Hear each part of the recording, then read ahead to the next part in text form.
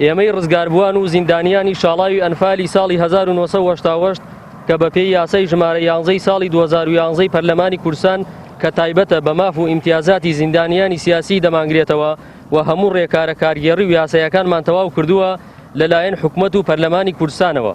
بە زیندانی سیاسی ئەژمار کراوین و خاوەنی ناسنامەی زیندانی سیاسین کە ناوەکانمان لە وەژبەکانی 9 و 10 و 11 دایە و ژمارەمان 5650 زیندانیە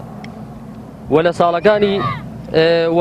ساڵەکانی 2012 و 2013 و بەپێی یاسا و ڕێنمایەکانی پەرلەمان و ئەنجومەنی وەزیران دەبوایە سەرجەم مافەڕەواکانمان پێ بدرایە کە خۆی لە مینحە و زەوی و دابینکردنی کرێی خوێندن و بیمەی تەندروستی و گەشتی وڵاتان کە بۆ زیندانە سیاسیەکان کراوە دەکرێت و تاکو ئێستا هیچ کام لەمانە بۆ ئێمەی زیندانیانی ئەنفال نەکراوە. ئێمە وەکو زیندانیانی ئەنفال